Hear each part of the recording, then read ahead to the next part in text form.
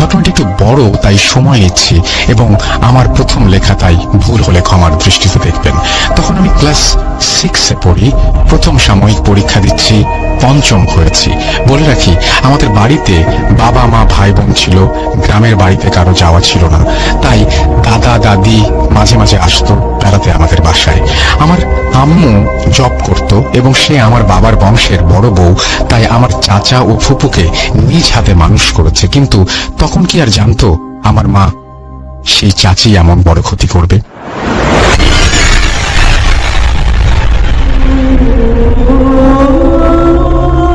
আমার বাবা শিক্ষিত এবং সরকারি চাকরি করার জন্য দাদা প্রায় তার সব সম্পত্তি বাবার নামে লিখে দিয়ে গিয়েছিল।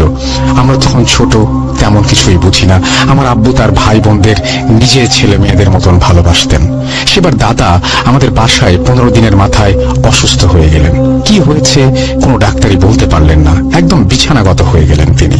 বলতে রাখি, তখনও আমার ছোট চাচা আমাদের বাসাতেই থাকতেন, এবং আরো বলে রাখি, সে নাকি জিন ধরে বা এগুলো নিয়ে চর্চা করে। দাদার এমন রোগ হওয়ার ফলে দাদা বললেন, আমাকে বাড়ি পাঠিয়ে দাও, মরলে সেখানে মরবো।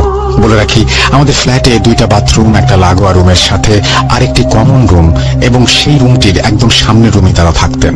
দাদাকে পাঠিয়ে দেওয়ার ঠিক পরের দিন আমার মার মুখে শুনেছি যে আমার দাদা নাকি আমার মাকে বলেছে যে, বউ, আমি রাতে বাথরুমে গিয়ে ভয় পেলাম। আম্মু বললেন, কেন আব্বা? দাদা বললেন, আমি যখন বাথরুমে যাই তখন স্বপন, মানে আমার চাচা, বাথরুম থেকে বের হতে দেখি, কিন্তু ও কিছুই বলল না। আমি ডাকলাম, তাও সাড়া দিল না। বাথরুমের কমোডে বসার পর আমার মনে হলো কেউ আমার ঘাড় চেপে ধরে রেখেছে। বলে রাখা ভালো, আমার দাদা প্রায় 6 ফিট লম্বা। তার কথায় বোঝা যাচ্ছে যে কেউ তার ঘাড় ধরে তারই পায়ের কাছে ঠেকাতে চাচ্ছিল। খুবই ব্যথা পেয়েছিলেন তিনি সেদিন। আর একদিন নাকি বাথরুম থেকে বের হওয়ার সময় কেউ তাকে পেছন থেকে ধাক্কা দিয়েছিল, এবং পুরো শরীর দিয়ে নিজেকে ধরে রাখতে না পেরে মাটিতে পড়ে যান তিনি। সেই শব্দে সবাই উঠে গিয়েছিল। যাক, এটা দাদার সাথে ঘটেছে। এই ঘটনা বলার কারণ একটু পরেই বুঝবেন। দাদা চলে গেলেন বাড়িতে। প্রায় 3 মাস উনি গ্রামের বাড়িতে অসুস্থ ছিলেন। শুধু অসুস্থ না, তার মতো যন্ত্রণা যেন আর কেউ না পায় সেই দোয়া করি। তিনি কোনো কথা বলতে পারতেন না, মুখ দিয়ে লালা ঝরত অঝরে, কিছু খেতে পারতেন না। সমস্ত কিছু, অর্থাৎ বাথরুম, বিছানায় এবং পোকা উঠলেও টের পেতেন না তিনি। আল্লাহ ওনাকে জান্নাতবাসী করুন। শেষ বেলায় আমাদের সবাইকে তিনি দেখতে চান। আমরা পরিবারের সবাই মিলে গ্রামের বাড়ি যাই প্রথমবারের মতো। 3 দিন থেকে চলে আসি, তবে যাওয়ার আগে সবাই একসাথে গেলেও আসার সময় 2 ভাগে আসি। যেমন আমি, আব্বু, আপু একসাথে পরদিন আসি, আর চাচা এবং তার বিয়ে করা নতুন বউ, আমার চাচি মা আর ভাই আগের দিন চলে আসে। দ্বিতীয় দিন অনেক বৃষ্টিতে ভিজে আসলাম বাসায়। এসে দেখি আমার চাচি বেশ ভালো ঘর গুছিয়ে ফেলেছেন নিজের মতো করে। আম্মু আব্বু তাদের খুব ভালোবাসতেন। তৃতীয় দিন ছুটির পর আমি চতুর্থ দিন স্কুলে গেলাম, কিন্তু সমস্যা শুরু হলো সেখান থেকেই। হঠাৎই আমার মাথা ব্যথা করছিল, তবে সে ব্যথা সহ্য করার মতো না। এত ব্যথা, আমার চোখ অন্ধকার হয়ে আসছিল। বৃষ্টিতে ভিজে আসলাম এই ভেবে টিচারকে বলতে যাব, ঠিক তখনই টিচার আমাকে দেখে বলল, কিরে তোর চেহারা এমন কালো হয়ে গেছে কেন? আর চোখ লাল। কথাটা নর্মাল মতো হলেও আমার মনে হলো আমার জীবনেটা কি হয়ে গেল। যাক, স্যার আমাকে ছেড়ে দিলেন। আমার শরীরে কোনো শক্তিই ছিল না। 2 মিনিটের পথ আমার বাসা, আমার সেটাও হাঁটার মতো শক্তি ছিল না। আম্মু দুপুরে খেতে বাসায় আসে প্রতিদিনই। সেদিন একটু আগে আসছিল, আমার পেছনেই ছিল। আমি অনেকটা হেলে দুলে কোনো মতে বাসায় আসছিলাম। আম্মু ডাক দিল। আমি তাকিয়ে দেখলাম আম্মু বলল, কিরে কি হয়েছে, এভাবে হাঁটছিস কেন? আর তোর চেহারা তো কালো কেন? চোখে কি হয়েছে, রক্তবর্ণ হয়ে গেছে? আমি বললাম, মা, আমার মাথাটা অনেক ব্যথা করছে। আম্মু হালকা চিন্তা করে বলল, বাসায় গিয়ে গোসল করে খেয়ে যাতে ঘুমাই, তাহলে ঠিক হয়ে যাবে। আমি তাই করলাম। আমার চাচি শুটকি ভর্তা করেছিল, যা দিয়ে আমি খাই না বা পছন্দ করি না, কিন্তু কেন যেন চাচা চাচি দুজনই বলল ঝাল ভর্তা খেলে নাকি ভালো লাগবে। তাই খেয়ে ঘুমিয়ে পড়লাম। সত্যি বলতে সেই শোয়াই আমার জীবন কেড়ে নিল 6টি মাস। সন্ধ্যায় উঠে আমি বসলাম মাথা ব্যথা নিয়েই। তবে এইবার আম্মু সবাইকে অবাক করে বলল, সকালে নাকি আমার একদম হিন্দুদের কালির মতো চোখ মুখ রক্ত লাল, আর চেহারা শরীরে রক্ত না থাকলে যেমন ফ্যাকাশে হয় তেমন দেখাচ্ছিল। এমনটা হওয়ার কারণ কি? আমি বললাম, মাথা ব্যথা সহ্য করতে পারছিলাম না, শরীরে অনেক ভার হয়ে গেল। হঠাৎ করে হাঁটলে মনে হতো কেউ চেপে ধরেছে আমার হাত পা, ছাড়ছে না। তখনও কোনো সমস্যাই হচ্ছিল না। আমার আব্বু নর্মাল ডাক্তার দেখিয়ে ওষুধ আনে, খাই, ঘুমাই এবং ব্যথা আগের মতোই আমার সঙ্গী হয়ে যায়। ব্যাপারটা এমন হলো যে যখনই ঘুমাই তখনই ভালো, উঠলেই সমস্যা। কিছুদিন যাওয়ার পর আমার আম্মু রাতে স্বপ্ন দেখলো যে নোংরা পানিতে আমি হাবুডুবু খাচ্ছি। এখানে আমার মার ব্যাপারে একটু বলি। মার সাথে একজন ভালো জিন আছে। অনেক আগে এক সমস্যা এসে সরে যায়, তবে আম্মুকে প্রায়ই সে স্বপ্নে সাহায্য করে। আমাকে নিয়েও একটা কাহিনী বলার সুযোগ হবে, চলে যায় ঘটনায়। এই স্বপ্ন দেখে আমার আম্মু সকালে আমার চাচাকে জানায় যে এমন স্বপ্ন দেখেছে এবং হয়তো আমার কোনো সমস্যা হয়েছে, তাকে একটু দেখতে। আমার চাচা ভালো কাজই করে এবং পুরো ব্যাপারটা বোঝে, কিন্তু আমার চাচা বলে না, আমি আছি, এই বাসায় কোনো সমস্যা হওয়ার কথা না। সেই থেকে শুরু হলো আমার পেছনে টাকা খরচ করা। আমার বাবা মা সেই সময় আমার জন্য একদম নিঃশেষ হয়ে গিয়েছিল। যে যা বলেছে তাই করেছে। ডাক্তারের কাছে যেতে যেতে, ওষুধ খেতে খেতে আমার শরীর আরো খারাপ হওয়া শুরু করলো, চুল পড়ে যেতে শুরু করলো, রাতে ঘুম বন্ধ হয়ে গেল, ওজন বাড়তে শুরু করলো। তখন অবধি শুধু মাথা ব্যথাই ছিল আমার। এভাবে 2 মাস কেটে যাওয়ার পর একদিন হঠাৎ সন্ধ্যায় আমার দিকে তাকিয়ে আমার মা অনেকক্ষণ কিছু একটা দেখছিল। অনেক সময় পার হওয়ার পর মা বলল আমার চেহারা জন্ডিসের রোগীর মতো হয়ে গেছে, মানে হলুদ, তবে চোখ এখনো রক্তবর্ণ। বিষয়টি এমন দাঁড়ালো, হঠাৎ হঠাৎ আমার চেহারার রং বদলে যেতে শুরু করে, কখনো ফ্যাকাশে, কখনো হলদে। সেই রাতে মা স্বপ্নে দেখলো একটা কুকুর তার রাস্তা ভুল করে উল্টো দিকে দৌড়াচ্ছে। এটাও সকালে আমার চাচাকে বলে, কিন্তু চাচা বলে এগুলো কিছু না। কিন্তু আম্মু এক হুজুরের কাছে যায় এবং আমার সমস্যার কথা বলে। তখন হুজুর বলে সময় দেন, একটু দেখে জানাবো, মঙ্গলবার আসবেন। আমার মা মঙ্গলবার যায় এবং হুজুর বলে তাকে বলি দেয়া হয়েছে, একটি সময় সীমার মধ্যেও বলি হবে। খোলা ভাষায় কালো জাদু করা হয়েছে এত সময় পর মারা যাবার জন্য। তবে হুজুর এর বেশি কিছু বলতে পারলেন না। আমার মা পুরো পাগল হয়ে গেলেন, বাসায় এসে কান্নাকাটি করতে শুরু করলেন। চাচাকে বললেন তুই থাকতে আমার মেয়ের ক্ষতি কে করলো? আমার মা পুরো পাগল হয়ে গেলেন। ঘটনার পরিবর্তন হলে সেই রাত থেকে মাথা ব্যথার পাশাপাশি আমার সাথে আরো অনেক সমস্যা শুরু হলো। যেমন রাতে কানের কাছে কেউ ফিসফিস করে কিছু বলে, বাথরুমে গেলে মনে হতো কেউ পেছন থেকে ধাক্কা দিচ্ছে। ভয় পাওয়া তো ছিলই।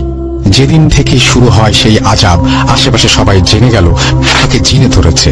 আমার আম্মু আব্বু পাগল হয়ে গেল। তখন কত যে ভুয়া কবিরাজ দেখিয়েছি, হাজার হাজার টাকা নিয়েছে, কিছুই হয়নি। উল্টো আমার চাচা বলেছে আমার তেমন কিছু হয়নি। আমার এক খালাতো ভাই, যাকে আমার বাবা মা মানুষ করেছে আমাদের থেকেই অনেকদিন, সে আর আমার চাচা ভালোই বন্ধু ছিল।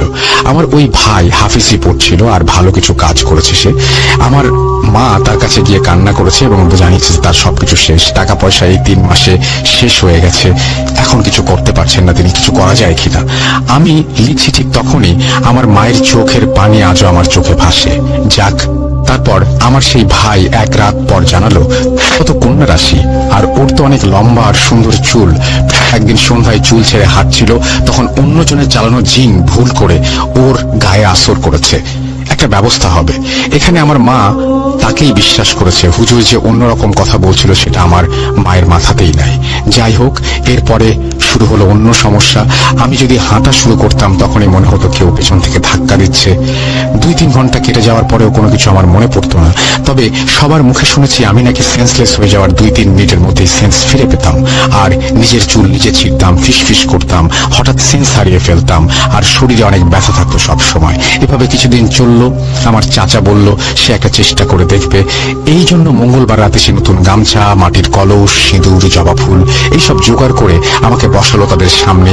আর কি কি যেন বলল, আমার মাথায় বারবার সিঁদুর দিল। আমার মনে নেই তখনকার কথা। পরে শুনেছি প্রতিক্রিয়া ছিল না আমার কোনোই, এবং আমি নাকি চুপচাপ ছিলাম। এভাবে মাঝরাত অবধি করার পর চাচা বলল সব ঠিক হয়ে গেছে, আমাকে খাবার দাও। ওইদিকে আমার মা কেঁদে কেঁদে নিজের শরীর অসুস্থ করে ফেলেছিল। সব ঠিক হয়েছে শুনে খুশি হয়ে আমাকে গোসল করিয়ে খাবার দিল। কি মনে হচ্ছে সব ঠিক? শুনতে থাকুন। খাবার মুখে দিতেই আমার মনে হলো মাথার ভেতরে একটা কিছু কেউ চাবাচ্ছে। এত দিনের এত পরিমাণ ব্যথা, আমি যতবার খাবার চাবাই ততবারই ব্যথা। আমার অবস্থা আরো খারাপ হতে শুরু করে। কাজেই একটা ভুল করেছি, শয়তান যায় নাই এখনো। মানুষ যে কত খেলবাজ তা আমি জীবনের চরম পর্যায়ে বুঝে যাই। যাই হোক, এরপর আমার মা, আমার চাচা কারো উপরেই ভরসা করতেন না, নিজেরাই দেখতে লাগলো কবিরাজ। এর মধ্যে একদিন সকালে খবর এলো আমার দাদা মারা গেছেন। সকালে আমার আব্বু বলল, মা, তোমার দাদা আর নেই, আমি যাই, চলে আসবো তাড়াতাড়ি। সেই সময়টা এমন ছিল আমার বাবার যে মেয়েরই মরার অবস্থা, তার বাবা মারা গেছে, এরকম একটা অবস্থা। আমার চাচা বাবা গেল বাড়িতে, ওই রাতটাই শুধু থেকে গেল। এরপর জীবনে আরো কষ্টের সময় এলো। হঠাৎ সকালে আমি আমার কোমরের নিচের অংশ নাড়াতে পারছি না, শক্তি পাচ্ছি না, এক কথায় প্যারালাইজড হয়ে গেলাম। কান্নাকাটির রোল পড়ে গেল। আমার মা বাড়িতে কল করে বলল আমার চাচাকে পাঠিয়ে দিতে, আমার অবস্থা ভালো না। আমার চাচা ওই সময় রওনা দিল এবং রাত 10টায় পৌঁছালো ঢাকা। বাসায় এসে সে একটা তেল আর কালো জিরা আরো কিছু জিনিস মিশিয়ে আমার পায়ে 3-4 বার মালিশ করার পর অবাক হয়ে আমি লক্ষ্য করলাম আমি পায়ে শক্তি ফিরে পেয়েছি, এবং যেই আমি সারাদিন পা নাড়াতে পারিনি সেই আমি হাঁটছি। তখন আমার মা আমার চাচাকে অনেক জোর করে ধরে কি হয়েছে সেটা বলার জন্য অনুরোধ করে। তখন আমার চাচা সেই হুজুরের মতো করে বলে 6 মাসের সময় দিয়ে জিন চালান দেয়া হয়েছে, কিন্তু কে করেছে সে জানে না। আমার মা পুরো পাগল হয়ে গেল। 5 মাস হয়ে গেছে, 2-3 ঘন্টা সেন্স থাকে না, খাওয়া দাওয়া বন্ধ, অর্থাৎ 6 মাস পরে আমি মারা যাব। ভেবে নিলাম আমি বাঁচবো না। ঠিক তখন এক লোক আমার মাকে বলে একটা হিন্দু লোক নাকি আছে যে কুফরি করে এবং অনেক কাজই হয় তাকে দিয়ে, এবং সে এগুলো করে না কারণ তার বাচ্চা মারা যায় এসব করলে। আমার মা তার সাথে দেখা করতে যায়। সে একটি মাটির ঘরে থাকতো একটু গ্রামের দিকে। তার কাছে আমার মা আব্বু দুজনেই গেছে এবং কিছু বলার জন্য সে উঠে বসলো। আপনাদের বাসায় কালো মতো একটা লোক থাকে, সে কে? আমার আম্মা বলল আমার দেবর। কিন্তু লোকটি বলল সে এই বাসায় থাকলে আপনার মেয়েকে বাঁচানো সম্ভব হবে না, আগে তাকে বাসা থেকে বের করেন। আর আমি এগুলো করি না, তবে আপনাদের কাজটা আমি করব, কারণটা পরে বলবো। ওনাকে বের করে দিয়ে 5 লিটার সরিষার তেল আর মাটির হাড়ি নিয়ে রাত 12টায় আসবেন। শনিবার, মনে রাখবেন আপনার মেয়ের হাতে সময় আছে 11 দিন, এরপর তাকে আর বাঁচানো যাবে না। এটা শুনে আমার আব্বু কিছুই বিশ্বাস করতে চায় না যে তার ভাই জড়িত, কিন্তু আম্মুর জোরাজুরির কারণে আমার চাচাকে বের করে দিল এবং আজ এতগুলো বছর সে আর আসেনি আমাদের বাসায়। যাক, সে চলে যাওয়ার পর আমি, আব্বু, আম্মু 3 জনই গেলাম। রাত 12টায় সরিষার তেল নিয়ে হিন্দু লোকটি উঠোনের মধ্যে একটি চুলো ধরিয়ে তার উপরে তেল দিয়ে জাল করতে লাগলো, আর আমি উঠোনের মাঝ বরাবর বসলাম। হিন্দু লোকটি ফুটন্ত গরম পাতিলে হাত চুবিয়ে দিয়ে আমার মাথায় থাপড় দিচ্ছিল আর বলছিল ব্যথাটা মাথা থেকে পায়ে চলে গেল, যেটা সে আগেই বলেছিল যে ব্যথা তার জায়গা বদল করে। এরপর সে পায়েও দিল, এরপর পিঠে, এভাবে আমার বুকে ব্যথাটা গেল। আমি যেহেতু মেয়ে, সে একজন পুরুষ, সে মাটির পাত্রে পানি দিয়ে রাতে ঘুমানোর সময় এটা আমার মাথার কাছে রাখতে বলল এবং একটা সুতা দিল সেটি পরিয়ে দিতে, আর যদি পোকা না পড়ে তাহলে সুতাটা পানিতে চুবিয়ে দিতে। এবং 7 দিন খুবই গুরুত্বপূর্ণ। এই 7 দিন আমাকে 3টা রেখার মাঝে দাঁড়িয়ে গোসল করতে হবে এবং গোসল শেষে ধূপ জ্বালিয়ে 15 মিনিট সরিয়ে ধূপ দিয়ে নাক মুখে নিতে হবে। মেয়ে হয়েও আমি বিল্ডিং এর পেছনে 3 কোণায় গোসল করেছি, এই নিয়ম মেনেছি। 7 দিন পর আমি সুস্থ হয়েছি, আল্লাহর রহমতে ভালো হয়েছি। কি মনে হচ্ছে ঘটনা শেষ? না, ঘটনা আমার জীবনের এখান থেকে শুরু। যাই হোক, একটু পিছনে যাই চলেন।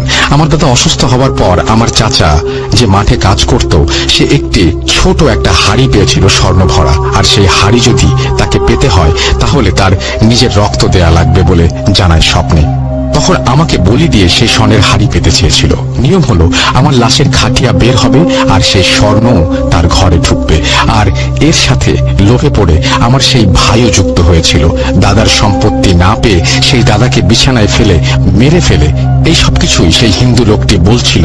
এই জন্য সে বাসায় থাকা অবস্থায় আমার কোনো উন্নতি হচ্ছিল না। আর ঘটনা শুরু হলো, শেষ না। যদি বলতে যাই রাসেল ভাই, আমার ঘটনা দিয়ে আপনার 2-3 পর্ব পার হয়ে যাবে। আজও অনেক সমস্যার মাঝ দিয়ে পার করছি। যদি আপনারা লিসেনাররা চান তবে ঘটনা পাঠাবো, এখনো ভুক্তভোগী। ভালো থাকবেন রাসেল ভাই। গুছিয়ে লেখার চেষ্টা করেছি, বড় ঘটনা ছোট করে লেখার চেষ্টা করেছি। ঘটনাটি আমার নানুর কাছ থেকে শুনেছিলাম। এটি অনেক বছর আগের একটি সত্য ঘটনা। তো আমি ঘটনাটি শোনাচ্ছি। নানা মাছ বিক্রি করত এবং প্রতি রাতেই তিনি মাছ নিয়ে বাসায় ফিরত। ঠিক অনেক রাতই হতো তার বাড়ি ফিরতে ফিরতে। তো একদিন সে মাছ বিক্রি করে যা বেঁচেছিল তা নিয়ে বাসায় রওনা দিল। রওনা দিতে দিতে রাত তখন 12টা কিংবা 1টা। তো গ্রামগঞ্জে 12টা 1টা মানে গভীর রাত, আর এটা অনেক আগের ঘটনা, তো বুঝতেই পারছেন। আর নানা সেদিন ইলিশ মাছ নিয়ে বাড়ির উদ্দেশ্যে রওনা দেয়। সে হাঁটতেছে এবং তার মাথায় ইলিশ মাছের ঝুপিটা।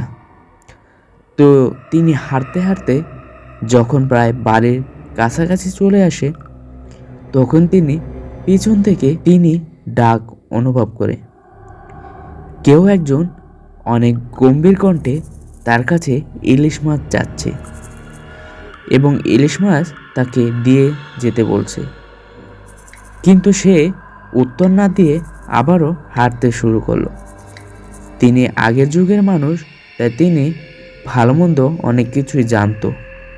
তো তিনি ব্যাপারটা বুঝতে পেরে উত্তর না দিয়ে বাড়ির উদ্দেশ্যে আবার রওনা দেয়। কিছুক্ষণ পর সেম আবার সেই ডাকটা শুনতে পায় এবং তিনি এবারও না থেমে বাড়ি চলে যায়।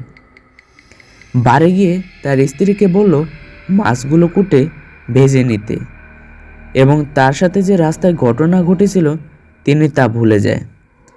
তো তার স্ত্রী যথাযথভাবে ইলিশ মাছগুলো ভালো মতো কেটে ভাজার উদ্দেশ্যে বাইরে নামে। তো গ্রামগঞ্জের পাকের চুলা সবাই জানে ঘর থেকে একটু দূরেই হয়। তো তিনি মাছ ভাজার চেষ্টা করছে, কিন্তু চুলায় আগুন জ্বলছে না। তো তিনি অনেক কষ্ট করে আগুন জ্বালালো। আগুন জ্বালানোর পর যখনই তিনি মাছটা ভাজা শুরু করলো, তখন তিনি বাগান থেকে খসমস বা পাতার উপরে কিছু হাঁটলে যেমন শব্দ হয় তেমন শব্দ শোনা গেল বা অনুভব করতে পারলেন তিনি। তো তিনি ভাবলেন হয়তো কোনো বিড়াল কুকুর। তো তিনি অত একটি গুরুত্ব দেননি। তো তাদের রান্নাঘরটি চারদিকে পাতার বেড়া ছিল। তো তিনি যখন মাছগুলো পুরোপুরি ভেজে ফেললো, তখন তিনি দেখতে পেল পাতার বেড়ার এক ফাঁক দিয়ে একটি হাত, মানে হাতটা তার দিকে পেতে রাখছে এবং ইলিশ মাছ যাচ্ছে। তো তিনি বুঝতে পারছে ব্যাপারটা, এবং তার যে লোহার শিকটা ছিল সেটা তিনি আগুনে গরম দেয়, এবং পুরোপুরি গরম হলে সেই শিকটা হাতের উপরে ছ্যাঁকা দেয়। তিনি ছ্যাঁকা দেওয়ার পরই পুরো বাগানে ঝড় উঠে গেল। মনে হচ্ছে সব গাছগাছালি ভেঙে পড়বে এখনই। তো তিনি অনেক ভয় পেয়ে ঘরের ভিতরে চলে আসে। তো সকালবেলা সবাই মিলে বাইরে এসে দেখে একটি কালো কুচকুচে কাক সেখানে পড়ে আছে এবং তার একটি পাখা পুড়ে গিয়েছে। তো তারা ব্যাপারটা বুঝতে পেরে অত একটি ভ্রূক্ষেপ করেনি বা গুরুত্ব দেয়নি। তো এটি একটি স্বাভাবিক ঘটনা, কিন্তু এরপর আরও অনেক ভয়ানক ঘটনা ঘটেছিল। সেটা শুনতে চাইলে অবশ্যই কমেন্ট বক্সে জানিয়ে যাবেন।